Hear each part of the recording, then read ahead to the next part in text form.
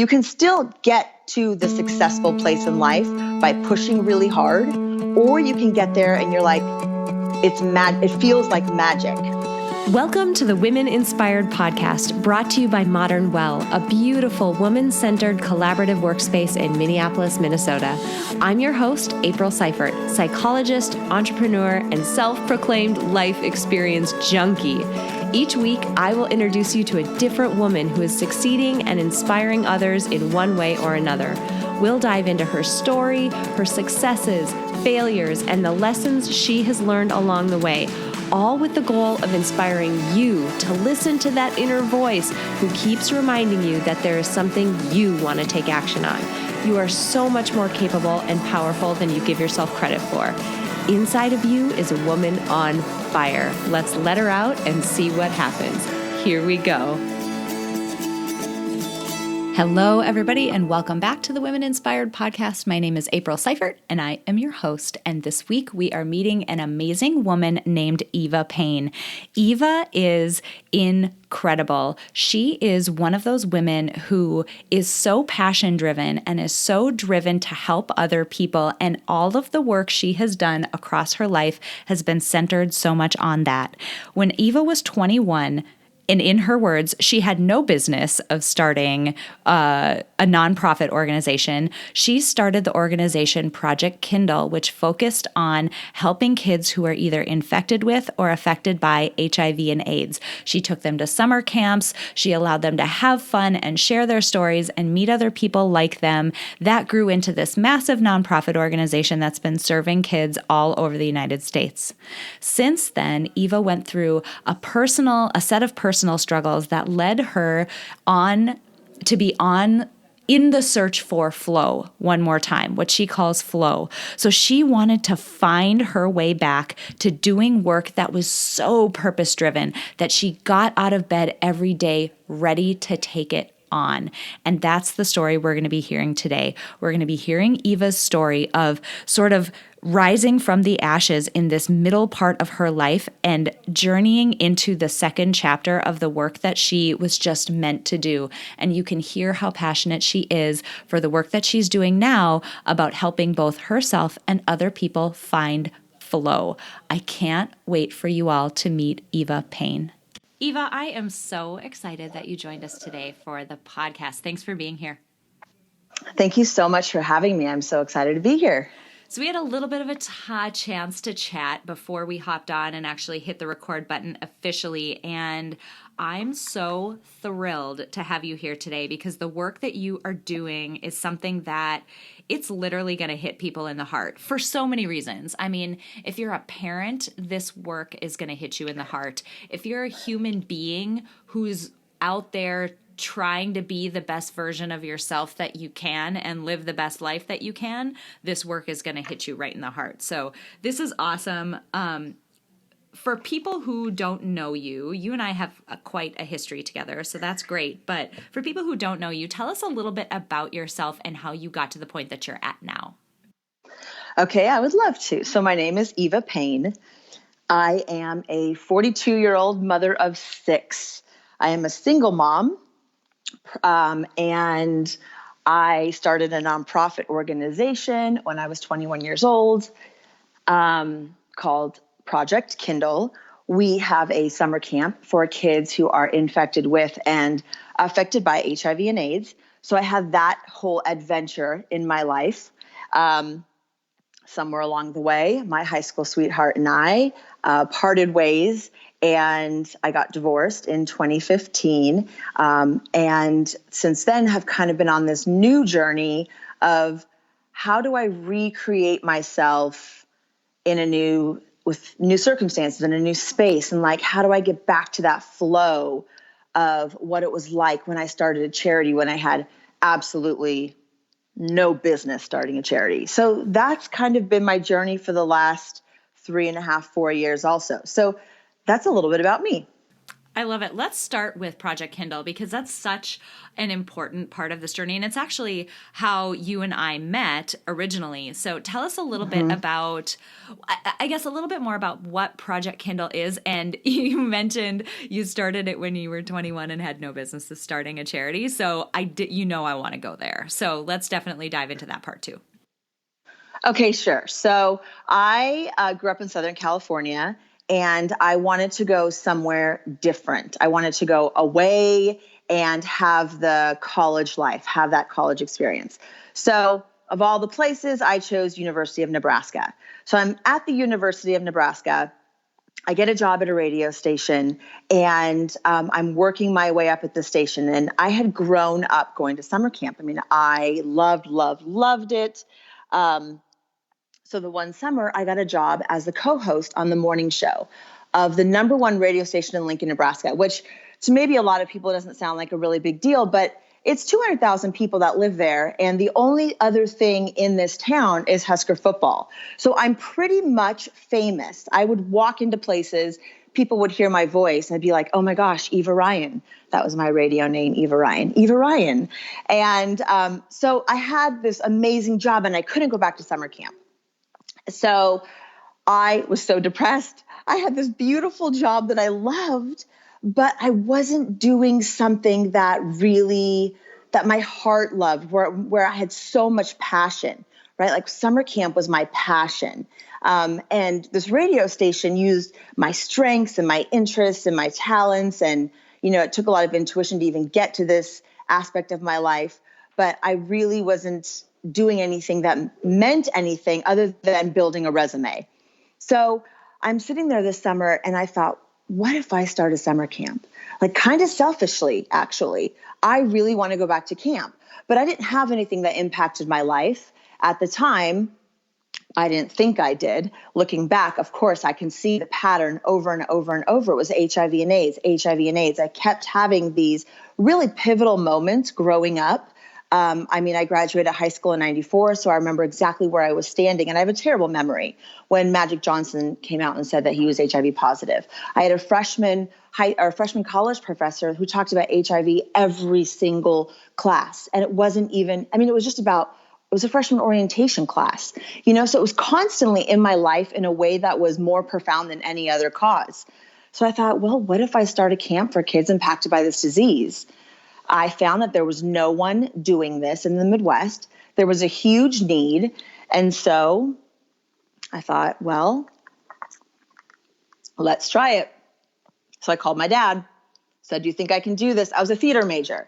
Okay, so I knew nothing about nonprofit, business, finance, anything, fundraising, nothing.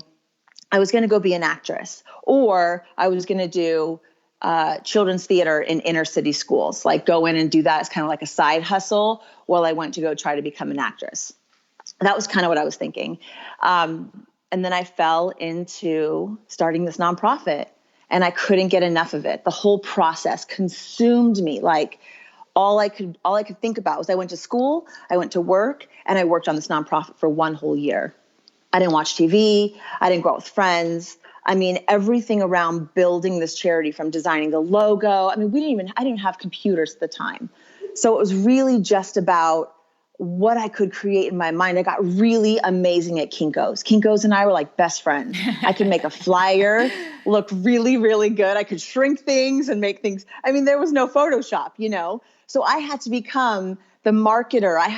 I went and took a grant writing class. I had to figure out how to do this. And because I was working at the radio station, this is where flow starts to happen. So I'm working at this radio station, and I'm able to say, hey, guess what? I have this crazy idea. I'm going to start a charity to 200,000 people. And so I'm starting and I'm talking about this process and what I'm doing. And all of a sudden, these people who are resonating with what I'm talking about start showing up in my life, and we start collaborating. And I could see this beautiful camp, but there were so many things that I wasn't good at. I'm not a good organizer, or I didn't have a computer that could help you do so many things. And these people would come into my life who were amazing organizers, who had expertise in mental health and fields that I didn't. I could make camp fun, but what about supporting these kids? What about really creative programming? And so all these amazing people came together 20 years later, here we are. So yeah, so there's sort of the process of Camp Kindle in a nutshell. And it's so amazing because Camp Kindle grew into something so much more than that. There were, speaking tours with kids who had HIV and AIDS or had a family member who had HIV and AIDS, and they would go around and speak to their peers. And there was, art shows and all of these amazing things. And all of that, the point that I want to drive home right now to folks who are listening to this, all of that came out of a 21-year-old person who, in her own words, says, I had no business of starting a nonprofit, somebody who truly didn't know what they were doing. And for people who have listened to a number of episodes of this, how many times have you heard that same story? Right? Like people who have been wildly successful. And I would argue that Project Kindle was wildly successful, is wildly successful. How many times have we heard that same story where somebody who wanted to do something, they just had a passion and a heart for it. And in the beginning, they just really didn't know any better. So they just started working on it step by step. And that's what this sounds like. Well, and I think for me, a big component was not being tied to the outcome, so like I could see the camp, like I could see that I would be at camp, but who was going to be there or how it was going to look or who was going to show up to the table and what they had to contribute, I was totally open to. And I've always operated that way. And I feel like that's what has made the organization so successful. It's not me going into a community and saying, I think you need this, and this is, so here you go. It's going into a community and saying, what do you need here? And then going to volunteers and saying, what do you have to offer? Like, who are you already? So a perfect example of this would be our mutual friend and how we know each other, which I think is incredible to this whole story also, and the whole concept of flow, because here we are meeting again, like both of us in sort of a second chapter, helping each other again, which is just weird karma stuff I love. But think about, so the Speak Out program. So when I started this camp, I was so afraid of HIV and AIDS, not afraid of it from the aspect of the disease, ew, yucky, because obviously here I'm putting together this camp. It was really from the aspect of, what are these kids really going through? Because my goodness, if this happened to me, I'd be paralyzed. I can't even imagine it, right? So for me, talking about it, being able to be open, being able to have it be not a scary thing was such a scary thing. So here comes along a staff member who's HIV positive and says, you're not doing any good if you don't give the kids a space to share how they really feel. Like this 1 week at camp, yeah, it's great that they can climb the tower and they can bond with other kids, but if they don't know why they're here and they can't share that story, if they can't, as one of my campers said in a poem, like, it's my chance to exhale, right? Like we all need a space to exhale where we can just say, oh my gosh, this is what's really going on in my life. Like, this is really how I feel right now. And you get to put down that burden. And so we created this space for kids to be able to do that, where they finally, like, I got to feel more comfortable around it. And just by not making it scary, like it just is what it is. So Brett comes along and these kids started, because we were creating this safe space at camp, they started telling us, hey, we want to get out there into the world and share our story. So I'm like, oh my gosh, what does this mean? And what does this look like? And how many grants do I have to write now? Or, like the logistical aspect of what that can look like. But then also, like, how do you do that? Just take a kid and go walk into a school? Like, I don't understand that process, right? So here we are starting over again.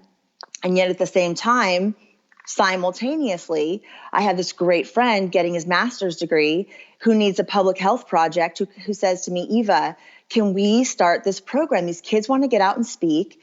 We already have sort of a basic of a platform. We can train them at camp. I'll create the curriculum. We'll go into schools and we'll do HIV education. We'll split it, like we'll give them 101 facts, and we'll give these kids a platform to share their story, because the data shows peer-to-peer education is one of the most beneficial. I was like, you're a freaking genius. Go for it. So he's getting his master's degree in something that he's super passionate about. He's actually really showing a system how Speak Out, well, and really, is this not the most brilliant acronym you've ever heard in your entire life? Speak Out stands for sharing personal experiences and knowledge, our unique truths. Right. So when you get it, that's so, it's It's so brilliant. good. It's brilliant. And so together we created this beautiful program. It got $100,000 a year in state funding from, from Colorado. We went to public schools. It was which is what you helped us with, right? Like you helped us with all the data to show that this peer-to-peer education, that when students get up and share their story, there is a level of empathy that is built. And I have a theory that Speak Out could go across so many other systems and disciplines. And it was when people just get together who have something in common, they're all hurting because of whatever, but then they get to share how they hurt uniquely also. And they get to hold space for each other in that empathetic way, like hearts heal. And then you can get on with your life and your purpose and your meaning. It's so hard to move on when you're holding on to the trauma, the attachments, the expectations. Like moving forward in life and creating beautiful things is still possible, but then it's created out of pain and suffering, which those things help us learn and grow. But we can also create out of this really intentionally beautiful space that moves civilization and humanity forward in a positive way. So that's sort of my mission. I love that. Let's move to the stuff that you're doing today, because I didn't want to, I had to do justice, the Project Kindle story, because I feel like the spirit of that project is the same spirit that is moving you now with this new work, this second chapter that you mentioned, and this amazing chance for us to partner again and put gas on each other's fires one more time. So tell me a little bit about the work that you're doing today and the book that you're writing. Okay, so I'd love to. So as I'm going through this, who the heck am I now? Now that I'm divorced, woe is me, like now that my nonprofit it just doesn't have the same fire and flare because I don't have the same fire and flare because I'm going through this stuff. And also, luckily, less and less kids are being born HIV positive. So Project Kindle has to evolve. And we've been serving kids now who actually are on the spectrum. So our organization is in its own evolution right now and kind of going through its own transformation.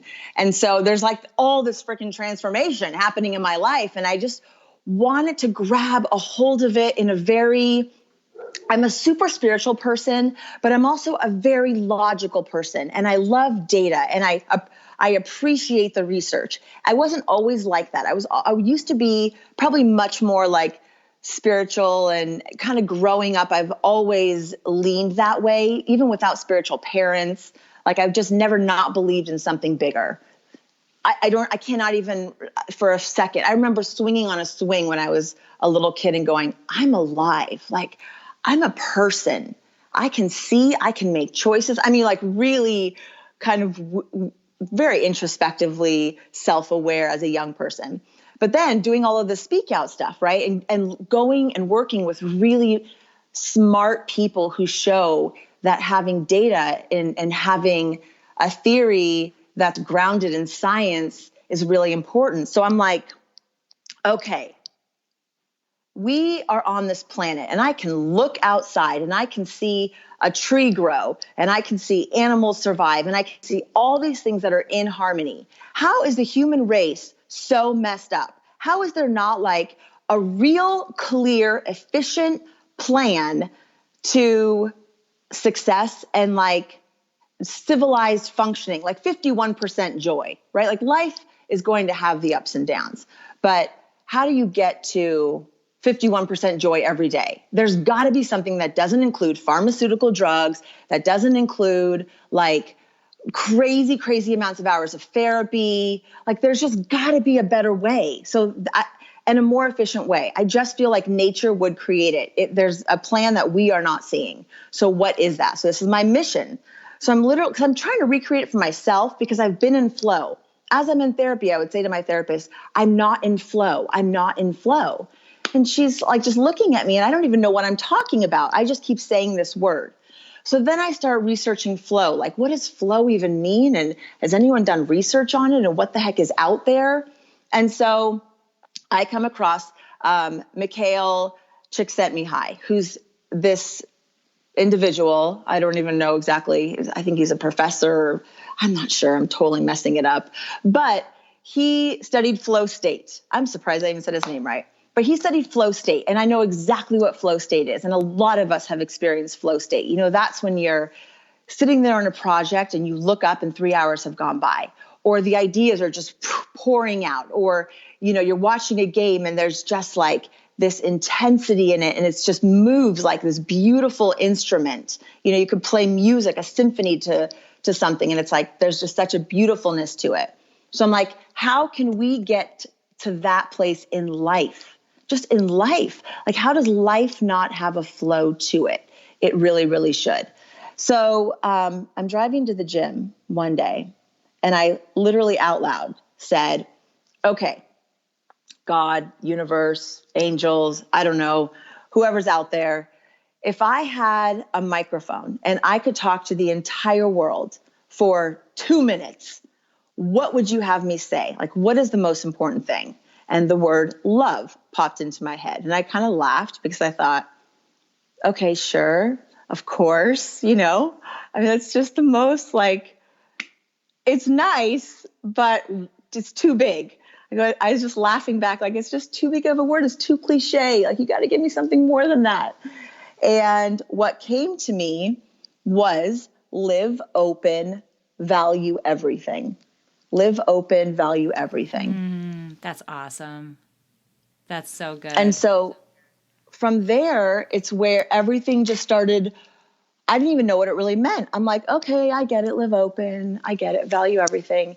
So I've been on this journey of just discovering from there. Then this word fear came in. You know, I'm thinking love and fear. You hear so much about those two words. So this acronym for fear came in. Same thing for self. I was thinking, because, you know, who am I? Why am I here? What am I doing? And then my acronym for flow came in. And then from there, I was able to come up with this, I don't know, I call it the flow life funnel, totally open to changing the name, but it's these components that so I sat down with this giant whiteboard and I literally said, okay, how did I create Kindle?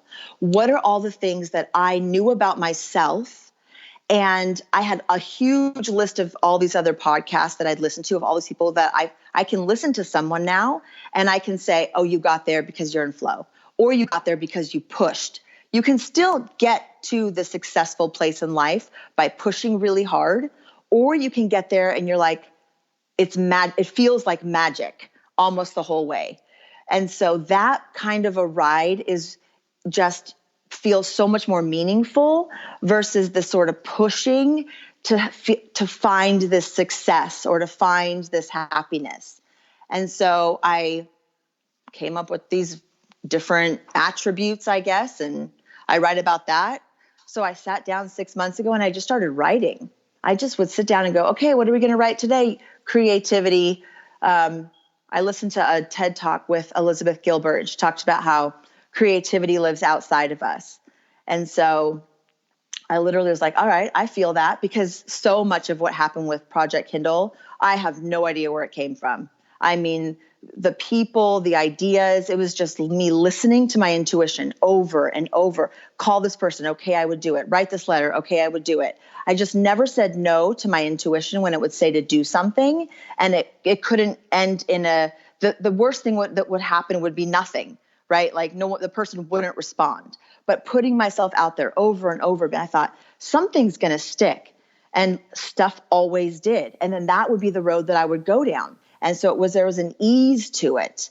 So that's sort of the mission I'm on now. It's like I have all this information in my head that I think could really help so many people get out of the rut they're in, the transition that they're in, or if they're not, if they're already all healed and, you know, they've worked through their traumas and attachments, expectations, and they're ready for like okay, what am I supposed to be doing? Like, what bricks should I be laying every day? That's where the flow life funnel comes in. You know, like I wanted really practical things that I think if you go back and look at all of these different sort of mentors, I guess you could call them, because I didn't have actual mentors. This is like me listening to thousands of hours of podcasts. The mentors are all these people, and I can hear the pattern. I can hear what they're saying and how they all have passion and they all understand what their gifts are and their interests, and they're following their heart, and they're teaming that with their strengths, and they're open to collaborating with other people, and the synergy of working together with people and letting them be where they shine, really letting the shining shine even brighter, if that makes sense. I mean, I know it sounds dumb, but anyway, so I'm rambling a lot, but that's where my brain goes. And so I draw these crazy pictures, and then I write about it. And now I have a 200-page book that I have no idea if it's good or not. I've had two people have actually read it front to back so far. So I don't know. I'm figuring out my own flow right now. I'm just going with it. Friends, I am interrupting this podcast episode with a very important announcement. The Life Design Lab is here. What's Life Design Lab, you ask? Life Design Lab is a 6-week live online life design program. It combines the best of the best from the fields of design thinking and psychology to teach you a framework that you can use again and again to align your life around who you are and how you want to feel.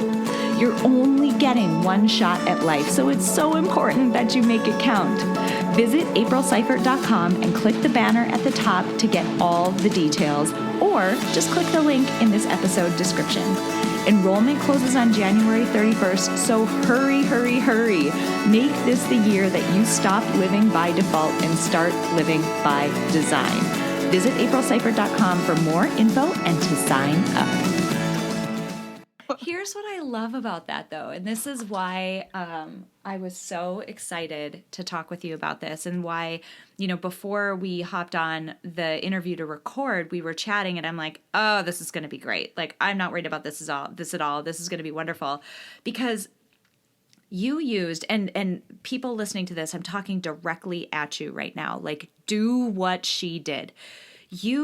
The concept of flow is so amazing. Like, if you do any research on it, it's like time doesn't exist. Things completely change, and your perception of space and time is totally different.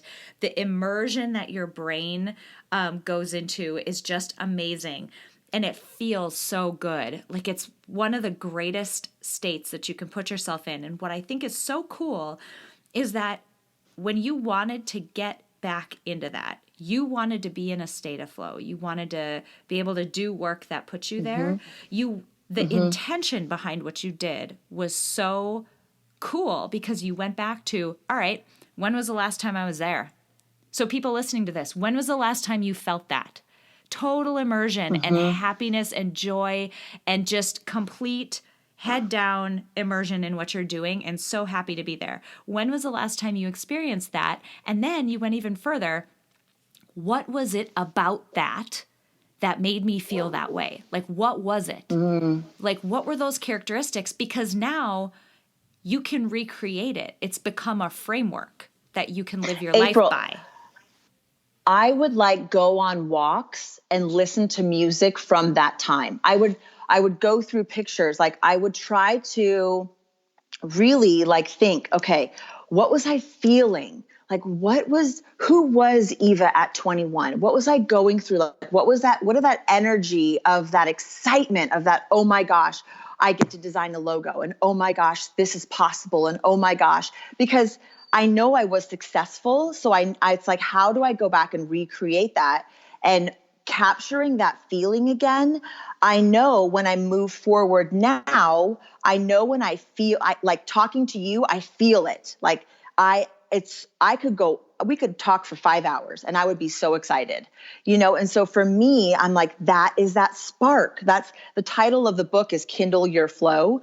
And that's what it's like. It's like that spark of energy, that passion, that sort of falling in love with something, whether it's an idea, a concept, a character. There's something in your life that you're drawn towards. And really it's just like following that that energy, that excitement, and seeing where it goes, not being afraid to let it sort of take you down a road and being open to what that could be. Even if you go slow, you don't have to go full force. Like, I'm all in. Like, I'm saying just one brick a day, like just touch it, just see how it feels to try something that you've always wanted to try, or to like nurture a skill that you've always wanted, or, to do something that really brings you joy. And when you can't find that, like one of the biggest things for me was hiking the Grand Canyon. First of all, I hate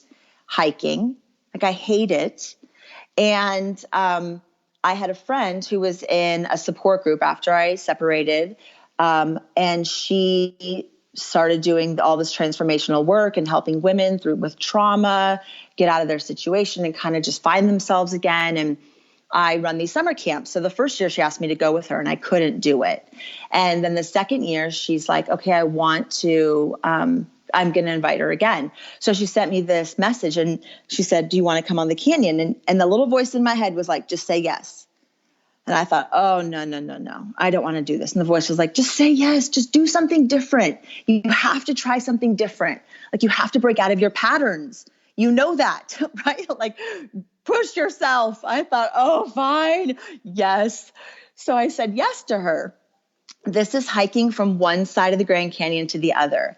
And it takes several days, and you're carrying this big old backpack, and I can't even run a mile. So the thought of hiking the Grand Canyon is like horrific to me. So I tell her yes, and I'm in my driveway and I start crying, and I'm literally asking God, like, please, can you, if you're real, can my friend Shelly come along? I know it's sold out, but I just really need a friend. These women, if you saw Sarah, I mean, she's the most in shape woman ever. And I thought, these are all going to be in shape women. I'm going to be lagging behind and it's going to be so embarrassing. So I get inside to my computer and I sit down and I look, and Sarah said one of the women backed out, couldn't come. And I just about lost it. Cause I hear it 5 minutes before it was like, please let Shelly come. So I emailed back and I said, I need the spot. This is like crazy. This is so synchronistic. So I text Shelly, hey, in less than a month, will you go hike the Grand Canyon with me? She's a little bit older than me. I thought, okay, she'll at least be as slow as me. Like maybe we'll just be slow together. Totally. At least you have a buddy back there, right? Right. And like someone who loves me and will nurture me and like help me through this. And so anyway, she clears her calendar. She's able to move all this stuff around. It was ridiculous. We hiked this thing together. It was the hardest thing I've ever done in my entire life. I really legit thought I was going to die. I was the last one out. I write the whole journey. I write about it in the book, but it was one of the most transformational things. And what I've come to learn, and there's a lot of actually data around this too, is when you push yourself physically to a place where you really have to be courageous, whether it's, I don't know, skydiving or doing something hard like hiking or speaking, right? Getting in front of an audience and sharing your truth. When you are kind of on the edge of that courage and you find success because you made it through, it gives you like the biggest energy boost. Like, if I can do that, I can do anything. So when you don't know what to do, when you are like, I can't do anything, go out into nature and hike, or go put yourself in a really challenging position that, physically maybe you can do. I think that's why the people turn to the gym and running when they're in sort of those more challenging times. I don't know. I mean, have you found that to be true? That's 100% me. Yeah, that's 100% me.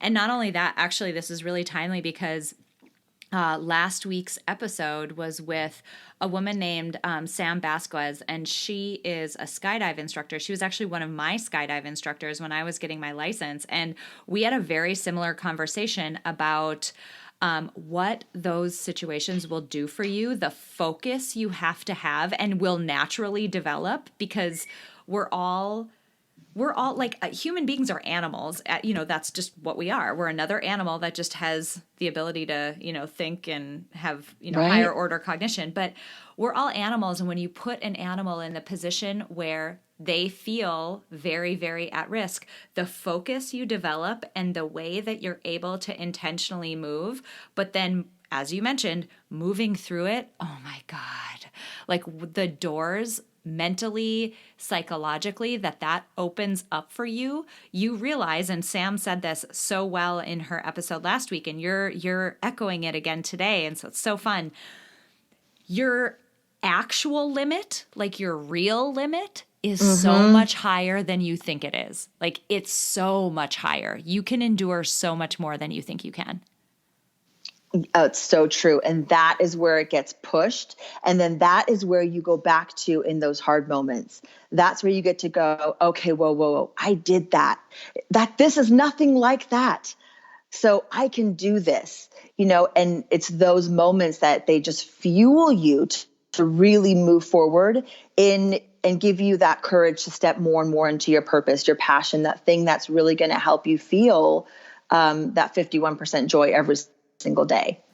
So tell me, okay, so you've got this manuscript that you've been writing and this amazing content around, love and flow and self. You've got a captive audience right now. You are in the earbuds, literally in the ear canals of, people listening to this. And you're talking about something so fundamental, right? Like how we live our lives, how we cultivate joy. Not every moment, but you're saying 51% or more. Like, come on, that's a doable thing, right? What is your practical advice for people? Like, lay down a couple of things that, and maybe it's from the book or something else, but practical advice for people for doing that. Okay, so really, really practical. First, I would say you've got to have an optimistic perspective. Okay, so if you do not have an optimistic perspective on yourself or on life, got to start there. So that might mean you need to start a gratitude practice. And go Google it. Something will resonate with you. But you have got to feel really grateful every single day for things. You've got to be able to walk into your home and not see the chaos before you see what you're happy about, and before you see what your heart says, like, but I do have this, and I have that pile of stuff, and I've got that worry, and I've got that kid, and I've got this, but look at what I do have. So really being able to just go, how can I flip all these things around that I am struggling with, or that I have the people I blame. If you say, I blame so-and-so for where I'm at today, you have got to work on that. Okay. If you think you're a victim in your life, I'm just trying to, and I hate that I'm like so blunt about it because it feels like very insincere, but I need people to get to their purpose quickly. Because I feel like our earth, our world, our humanity, like all of us, we're so much happier when we're doing what we love. And the only way to get there is to work through the past stuff. So having an attitude of gratitude, really being grateful for the people in your life, then having tough conversations, like having the conversations with people, sharing your truths, having your little speak out moments, with your mom or your sister or your whoever, like who are you not talking to and why? Start working through that stuff. And it doesn't have to be overnight, but it's the process of laying down the steps every day, even if it's a baby step. Like just knowing that you're working towards it will create a pattern of being someone who works towards resolution in your life. Okay. So first and foremost, like you've got to get there. So, and practices of being grateful, of being authentic in your relationships. Like, look, if you've got a problem, or if you want to have a talk with somebody, you want to say what's on your heart, the sooner you get to saying it, the happier you're going to be. It's just, I tell my son, he's really, really bold with his friends. He's 15 years old. one of the most bold kids I know. Love that about him. But sometimes he doesn't frame things very well. So, he's learning how to frame his boldness in a loving way. So being able to do that, being able to not go to crazy town. That's another concept that I really talk about. That's so easy. I tell my kids, you're in crazy town right now. Or I go, I'm in crazy town right now. Really being self-aware of when you're not grounded in the conversations that you're having with people. So, for example, when I get in the mornings, if I don't get up on time to make my kids' lunches, so I have 6 kids, right? One's off in college now. So I'm only making 5 lunches every morning. But if I don't give myself time and I don't have my kids lay their clothes out the night before, because I wasn't doing this kind of stuff, right? I was just like waking up. I was frantic. I was crazy. All of a sudden, everyone's going to be late. One of my pet peeves is being late. So the anxiety in me is starting to rise and rise and rise. All of a sudden, I'm yelling at everyone and like, get your lunches and And then we're driving to school and I'm driving like a crazy person because I am in crazy town, like legit crazy town. So and nothing about that is safe. Nothing about that is good parenting. So being able to go, oh my gosh, you guys, I am so sorry. I'm in crazy town right now. Hold on a second. Let me take a breath.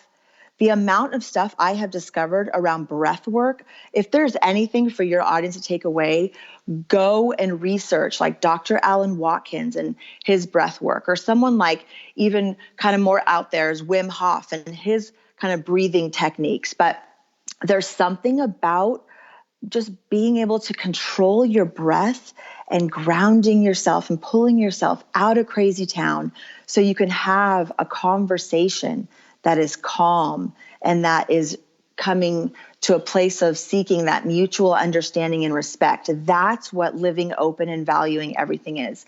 That's when saying, you and I disagree on some really big fundamental beliefs that we have about each other, but I can respect where you are in your life and why I can put myself in your position, even though I don't believe. I can be that empathetic that I can see through your eyes, and then I can come back to where I'm at and go, okay, not my choice, but okay, I get it. Like, I get it, not my choice, but I see value in what it does for you. So it's letting go of the blame, opening up your life to what is possible, opening up to collaborations, to people who are different than you, really knowing that you're here to grow and that you're here to learn, letting go of your fear. So fear, my acronym for fear, which I just love, so thank you, creativity, for bringing it in, is focusing energy on alternate realities, which is so true, is it not? Yeah, it's so, oh God, completely. Oh my gosh. This is amazing because something you said earlier just really resonated, and I feel like I need to reiterate it. Go back. Yeah, like I feel like I need to reiterate it because you were saying that basically that people need to do this work. People need to get into this state where they are their best. They're doing their best. They're being their best. They're in this flow state because look around you. Like, look around you in the world. People who are doing hurtful things are super not in that state. And I would argue, maybe it's not impossible. Impossible is a crazy word, but it is very, very improbable and extremely difficult to do hurtful things or to be a hurtful person or to put bad out in the world when you are in a place where you really are grateful and you're experiencing joy and you're creating that intentionally for yourself and really fostering your best life. It's really difficult to be out there spewing negativity all over the place when you've got so much love inside you. Yes. And April, the saying that I've heard, it's not mine, but it's that hurt people hurt people. So much. Yes. When you see someone trying to hurt you, all you have to do is say, oh my gosh, you're hurting. And I either have time to spend with that right now, or I don't. And if you don't, that's okay. And then you go on to doing whatever it is that you're here to do. But if you want to spend time and try to figure that out and nurture that, then that's fine too. There's a time and space for that. But just know that hurt people hurt people. So that's where they're spending their time. They're spending their time hurting their people, not focusing on making the world a better place. Because when you are focused on a mission, honest to goodness, it is just like water off a duck's back, right? Like stuff just comes on and it does not matter what anybody says. You are so freaking focused. You know what you're doing. You love what you're doing. And the bumps will come, and you'll move a little, but they will not hold you back because you believe it. You believe it. The passion, someone just said, oh my gosh, and I'm messing this up, fear pushes you until passion can pull you. And I don't know where I heard that yesterday, but it's so true, right? Like you are so afraid, you're so afraid until one day you're just sick and tired of being so afraid. Or finally you're like, oh my gosh, I just need help. I just need to get out of this. I just want to do better. And then you start seeking, right? You start listening to podcasts. You're open. You're like, you have no other choice anymore because life is so bad that all you're willing, you're cracked open, you're ready to learn. So it's like, if we could raise a generation of kids that didn't have this kind of crazy depression because of social media, we have conscious parents raising conscious kids. They don't have to worry about all the crap that gets put on young people. You're focused on what your kid is good at. You're focused on building up their strengths and their talents. You're letting them really dictate their life, and you become a partner in nurturing what's already there. Like, that's how we're going to raise a generation of young people who change this world. Like, that's really our job right now, is to be the cheerleaders for these young people who are up against so much more than we were ever up against. I mean, the depression rates alone, this is crazy. And I don't think the answer is pharmaceuticals. I think the answer is this kind of knowing yourself, this self-awareness, this kind of connecting with nature, this breath work, this mindfulness practices, this understanding of consciousness, like where science and spirituality come together. I mean, I don't have the answers, but I think the answers are right in front of us. And it just takes really creative people to not be afraid to step into really creative solutions so we can just start showing up better in this world, and we can contribute to each other in a loving service way, which is where the self comes in. Like, I believe we kind of have two selves. One of our selves is seeking evolution to live fully. You're here to evolve. You're here to learn, but you're also here to serve, which is the other self. So serving electrifies loving fully. And it kind of depends on what phase of life you're in. You're either in an evolutionary place, you're learning, hard stuff comes in, you learn and grow from it. You're taking in information, maybe you're in school, maybe you're testing things, and then all of a sudden you figure out who you are, right? Like my moment, Camp Kindle. Every single thing in my life prepared me. I didn't think I was prepared. I could not have been more prepared to take that challenge on in that moment of my life. I just didn't see it until I looked back. Right? Like, I didn't think I was, but I absolutely was. HIV and AIDS was constantly in my life. I've always been a leader. I've always been someone. I mean, I chose my own college. I would make my own dentist appointments when I was a kid. Like I was a super, super independent young person. I did not know one soul in Nebraska when I went there. I did not even go to the school until the first day, right? Like, I was always a risk taker, an entrepreneur, this idea, like, I was already ready. I just didn't think I was.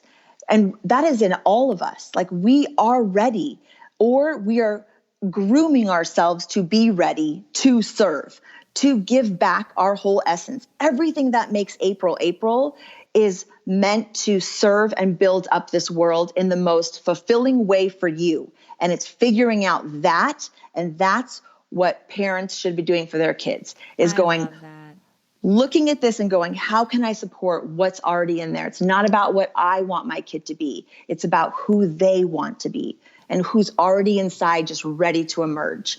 The sooner we can get to that, we don't have to worry about all this other stuff, because our kids are going to be so passionate about their thing.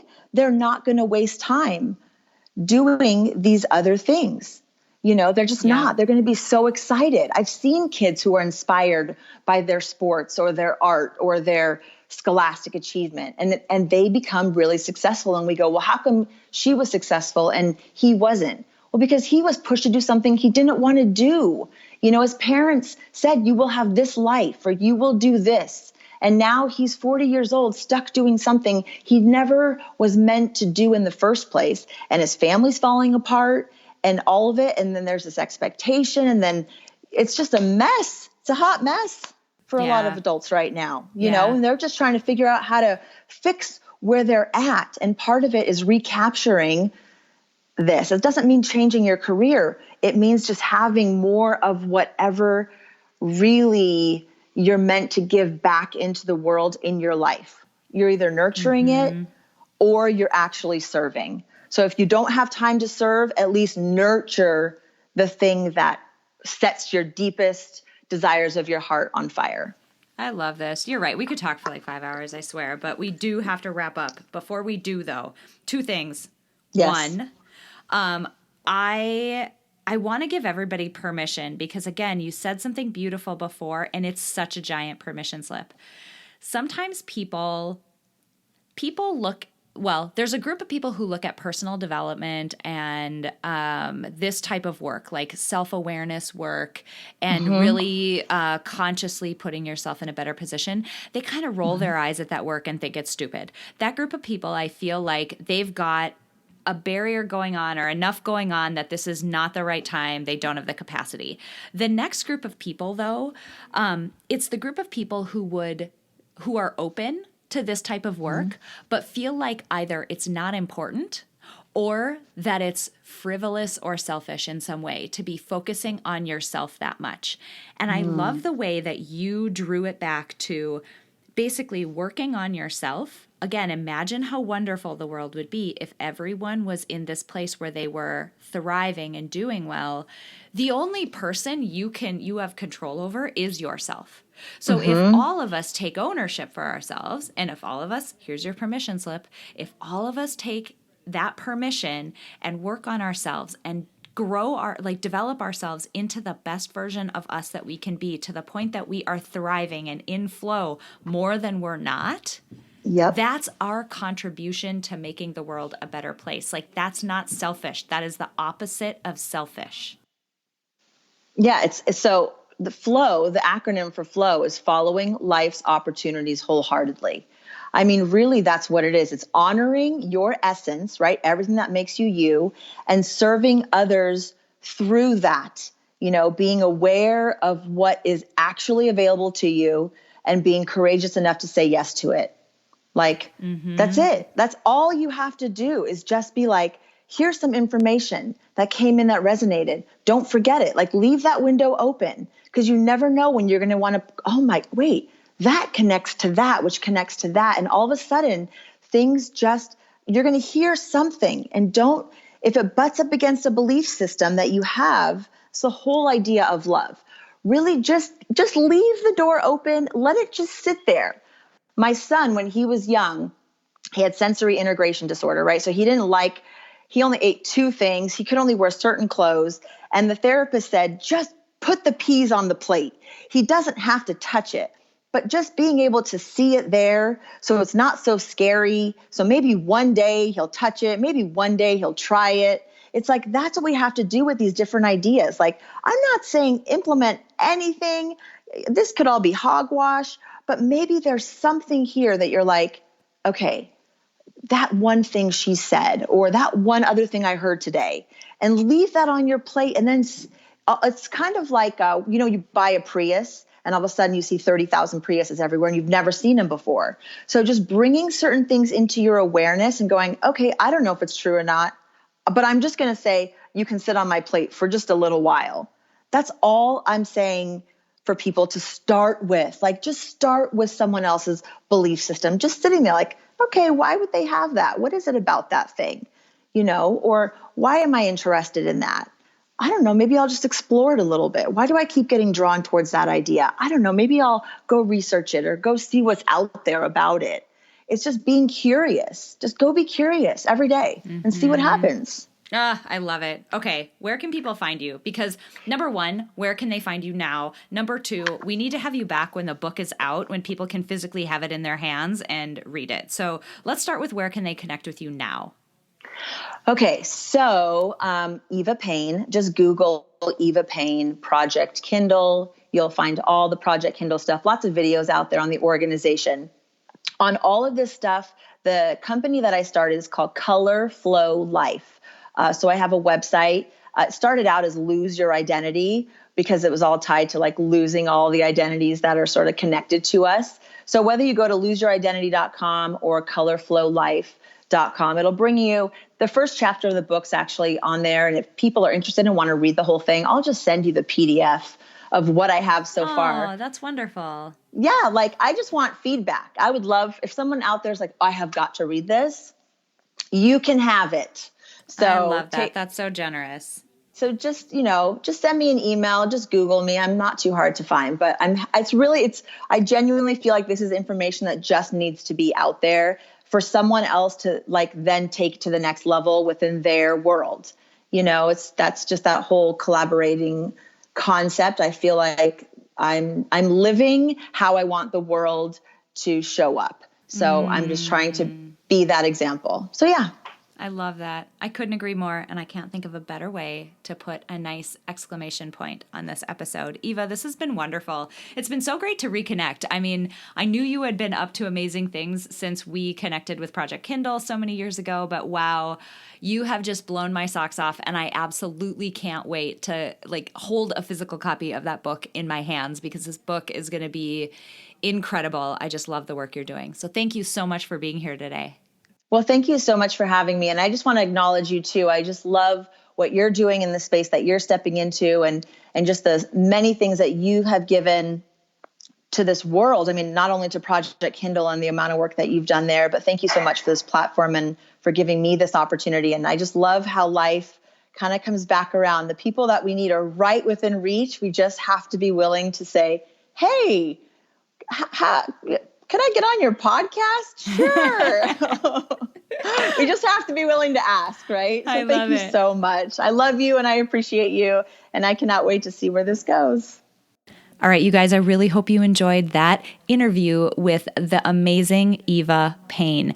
I know that you can hear the passion in her voice and how incredibly driven she is to sharing this content and this message with the world.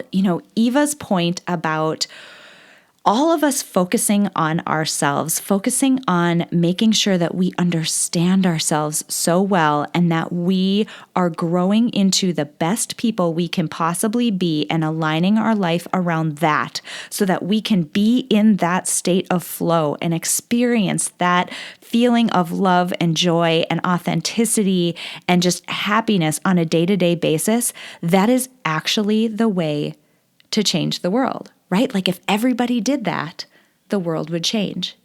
And so at the end there, where I wanted to give you permission to work on yourself, that's why. And I would say it's kind of the big and the small, right?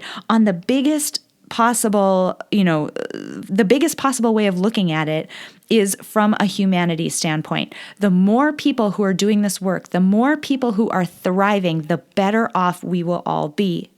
But also, how much I focus on how precious your one life is. And that's kind of the small version of this, right? You owe it to yourself to have the best, most vibrant, amazing, joyful life that you can possibly have. And the way to do that is so much of what Eva's talking about with her new book. It's focusing on yourself, figuring out what really fuels you and what really makes you passionate and makes you spring out of bed in the morning with so much excitement, focusing on that and then aligning your life around it, figuring out how you can find that feeling more days than not. And yes, difficult things will come up. Difficult seasons of life will come up. But she's talking 51%. Can you make more days joyful and in flow than they are not? And that is such an amazing goal for us all to have. The last thing that I want to mention before we close out is this notion of authenticity. At the end of their lives, there has been research on people at the end of their lives, and one of the most common things that people say they regret is they regret not being completely themselves. They regret hiding important aspects of themselves from other people and from the world. And there is a reason why we feel anxious when we do that. And I believe that we are all constantly doing that. We're all constantly hiding big, important pieces of ourselves. And we've gotten to the point that we're just used to the anxiety that comes along with that and the restriction that you have to live in order to be that person. And I'm telling you, if you let that restriction go, it is so worth it. It is so incredibly worth it. So this week, I'm going to issue a challenge to you. Permission. Yes, this work is important. Go do it. But also a challenge. Figure out the last time that you felt like you were in flow. What was it about that situation? Do what Eva did. What was it about that situation that made you feel in flow? And how can you get it back? How can you go back and manufacture situations that have those characteristics so you feel that way more days than not? 51%. All right, you guys, thank you so much for joining me this week. I appreciate your ears every single week. You have no idea how much this relationship means to me. I love you guys, and I'll chat with you next week. Before we close out today, I want to say thank you to my producer, Cameron Hill, and to my incredible sponsor, Modern Well. If you want to learn more about how you can reach your goals in a one-of-a-kind work-life community, visit www.modernwell.co. If you enjoyed this episode, please share it with someone else who might benefit from this inspiring message. And if you have a moment, click the link in the episode description to leave me a rating and a review on iTunes. It would mean so much to me. Finally, I want to remind you that it is absolutely possible to live a happy, fulfilling life, even in spite of all of the chaos and demands we all experience. Sign up at aprilseifert.com to gain access to tools that will help you do just that. I have carefully created and curated a set of tools that combine the powerful fields of psychology and design thinking to help you intentionally create a fulfilling, happy life you love. Thank you so much for joining me this week, and until next week, stay inspired.